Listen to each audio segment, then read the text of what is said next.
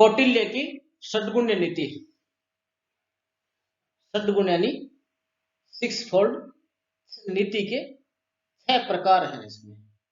यह BA first year राजनीति विज्ञान पेपर सेकंड प्रमुख भारतीय राजनीतिक विचारक से संबंधित है। मैं डॉक्टर मोहनलाल गोस्वामी। कौटिल्य की षड्गुण्य नीति, षड्गुण्य भी लिख सकते हैं, षड्गुण्य भी लिख सकते हैं। षड का मतलब 6 होते हैं, 6 गुणों वाली नीति, षड 6। कौटिल्य ने पड़ोसी राज्यों और विशेषतः अन्य विदेशी राज्यों के प्रति व्यवहार के संबंध में कौटिल्य ने षड्गुण्य अर्थात 6 लक्षणों वाली नीति का प्रतिपादन किया। इसके 6 लक्षण हैं: संधि, विग्रह यानी युद्ध, यान शत्रु पर वास्तविक आक्रमण करना, आसन तटस्थता, संश्रय बलवान का आश्रय लेना, और द्वैधी भाव संधि और युद्ध का एक साथ प्रयोग करना। इनका विवरण इस प्रकार से: संधि या समझौता कह सकते हैं। किसी राजा के लिए संधि की नीति का उद्देश्य अपने शत्रु राजा की शक्ति को नष्ट करना और स्वयं को बलशाली बनाए रखना होता है। सबसे महत्वपूर्ण काम उसको बलशाली बनाए रखना ही है। कौटिल्य ने माना कि दुश्मन या शत्रु से उस समय संधि कर ले जानी चाहिए जब शत्रु पर आप विजय प्राप्त नहीं कर सकते, और स्वयं को सबल तथा शत्रु को निर्बल करने के लिए कुछ समय प्राप्त करना आवश्यक हो। कौटिल्य के अनुसार संधि कई प्रकार की हो सकती है।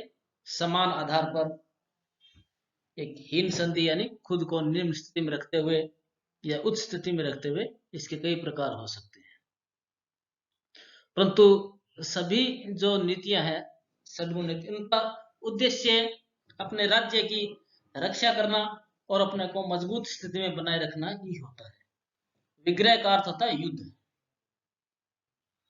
यानी युद्ध का प्रयोग तभी करना चाहिए जब राजा शत्रु को निर्बल देखे, स्वयं उसकी युद्ध की व्यवस्था ठीक हो और शक्ति के बारे में पूर्णतः आश्वस्त हो। उस युग्रह चूंकि बहुत महत्वपूर्ण माना जाता है, तो इसके लिए राजा को राज्य मंडल के सभी मित्र राज्यों से सहायता प्राप्त कर लेनी चाहिए, उसकी व्यवस्था देख लेनी चाहिए और विग्रह नीति अपनाते हुए शत्रु के ऊपर आक्रमण करके राज्य की भूमि के भागों को तुरंत अपने अधीन कर लेना चाहिए। विग्रह का कोई समय निश्चित नहीं है। जब राज्य अपने आप को शक्तिशाली समझे तभी विग्रह की नीति अपनाई जा सकती है। यान, इसका अभिप्राय वास्तविक आक्रमण है। इस नीति को तभी अपनाया जाना चाहिए जबकि राजा अपनी स्थिति को मजबूत सुदृढ़ देखे और ऐसा प्रतीत हो कि आक्रमण के मार्ग को अपनाए बिना शत्रु को वश में करना संभव नहीं है। विग्रह और यान में मात्र स्तर का भेद है। यान विग्रह से कुछ आगे है, यानी विग्रह और यान एक तरह से युद्ध का एक तरीका है। विग्रह युद्ध और यान वास्तविक रूप से आक्रमण करना है। आसन, जैसे शाब्दिक रूप में आसन के रूप में तटस्थ होकर बैठ जाना चाहिए। जब विजिगीषु यानी मंडल सिद्धांत का मुख्य राज्य जिसको आधार बनाकर ये वर्णन किया गया, विजिगीषु यानी जो विजय की आकांक्षा रखता है। विजिगीषु और शत्रु समान रूप से शक्तिशाली हो, दोनों एक ही जैसे शक्तिशाली है, तो राजा के द्वारा आसन अर्थात तटस्थता की नीति अपनाई जानी चाहिए, तटस्थ होकर बैठना चाहिए। और इस समय राजा अपनी शक्ति बढ़ाने की चेष्टा करता रहे, आसन की स्थिति में रहे और साथ साथ अपनी शक्ति बढ़ाता रहे। तीसरा संश्रय। संश्रय का अर्थ बलवान का आश्रय लिए जाने से है। कोई बलवान या मजबूत राजा है, उसका आश्रय लिया जाए, सहारा लिया जाए। यदि राजा शत्रु राजा को हानि पहुंचाने की क्षमता नहीं रखता, साथ ही वह अपनी रक्षा करने में भी असमर्थ हो, तो उसे बलवान राजा का आश्रय लेना चाहिए। परंतु यह ध्यान रखा जाना चाहिए कि जिस राजा का आश्रय लिया जा रहा है वह शत्रु से अधिक शक्तिशाली है, उससे शक्तिशाली होना चाहिए। उससे कमजोर होगा तो फिर जो पॉलिसी है वो सफल नहीं होगी। यदि राजा इतना बलवान न मिले, यानी सासरे वाला राजा इतना बलवान नहीं मिले, तो मजबूत शत्रु की शरण भी ली जा सकती है। द्वैधी भाव यानी एक समय दो प्रकार की नीतियां, एक राजा के साथ संधि और दूसरे के साथ विग्रह या युद्ध की नीति को अपनाने से। मनु ने भी इसका वर्णन किया है, परंतु उन्होंने बताया कि सेना को दो भागों में बांटकर हमला करना, परंतु यहाँ कौटिल्य में ये अंतर है। जब अपने उद्देश्य की पूर्ति के लिए राज्य सहायता लेने और दूसरे से लड़ने की आवश्यकता हो तो द्वैधी भाव की नीति अपनाई जा सकती है। अब इसमें कौटिल्य ने माना कि किस में क्या नीति को अपनाया जाना चाहिए। कौटिल्य ने माना कि विशेष परिस्थिति अनुसार जो भी नीति उपयुक्त हो वो अपनाई जानी चाहिए। कौटिल्य की राज्य विषयक अन्य विचारधाराओं की भांति वैदेशिक संबंधों के संबंध में या परराष्ट्र के संबंध में यह यथार्थ और वास्तविक विचार है, न कि एक यूटोपियन या कल्पना लोकी। वस्तुतः कौटिल्य की षड्गुण नीति इतनी तार्किक है कि सभी राज्य कम या अधिक रूप में इसका आचरण करते हैं। वर्तमान समय भी इसका किसी न किसी रूप में आचरण किया जाता है। परराष्ट्र या वैदेशिक नीति के सफल संचालित हेतु कौटिल्य ने भी नीति के 4 उपायों का वर्णन भी किया है: साम, दाम, भेद और दंड। कौटिल्य का मत है कि निर्बल राजा को समझा बुझाकर, साम द्वारा, सम्मान द्वारा, या मजबूत राज्य को भी साम द्वारा सम्मान देकर उसको पक्ष में किया जा सकता है, अथवा कुछ सहायता देकर, दान देकर, दाम नीति द्वारा वश में किया जाता है। भेद का अर्थ है फूट डालना, उसका राजा, मंत्री, ये जो है इनके विरुद्ध भेद नीति का प्रयोग किया जा सकता है। और अंत में दंड नीति का प्रयोग किया जा सकता है, सेना का प्रयोग किया जा सकता है। दंड नीति हमेशा अंत में आती है, उसके पश्चात अन्य जो नीतियां वो काम नहीं करती। अंत में दंड नीति का प्रयोग किया जाना चाहिए। तो इसका कौटिल्य ने बहुत ही विस्तार के साथ वर्णन किया है। संधि, विग्रह, ज्ञान, आसन, संश्रय और द्वैधी भाव, इनमें भी कौटिल्य ने बताया कि कब फिर किस में कौन सी नीति प्रयोग करें।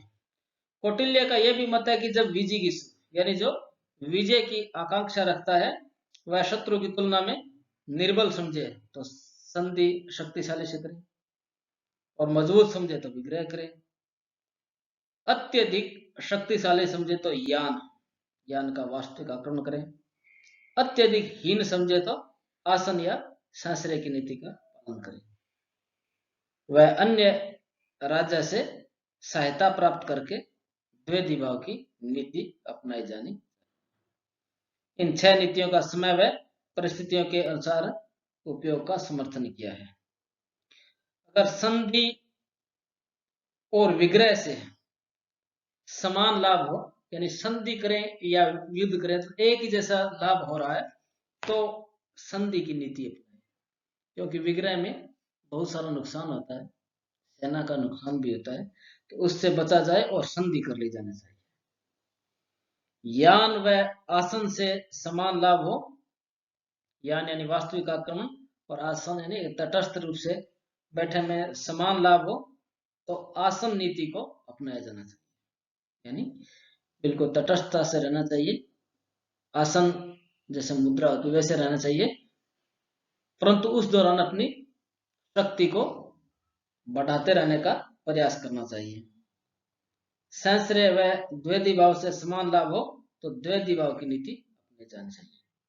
संश्रय यानी किसी का सहारा लिया जाए, आश्रय लिया जाए, और द्वैधी भाव यानी एक के साथ युद्ध, दूसरे से विग्रह किया जाए, तो हमें द्वैधी भाव की नीति अपनाया जाना चाहिए। क्यों अपनाया जाना चाहिए? क्योंकि संश्रय में दूसरे का सहारा लिया जाता है तो कहीं ना कहीं उसमें थोड़ी अधीनता की स्थिति होती है, और द्वैधी भाव में ऐसा नहीं होता। परंतु इस षड्गुण नीति का निष्कर्ष जो है वो यह है कि जिससे स्वयं को शक्ति वृद्धि हो जाए और शत्रु का विनाश हो, वही नीति हमें अपनाई जानी चाहिए। और चार जो उपाय है, साम, दाम, भेद नीति और दंड नीति,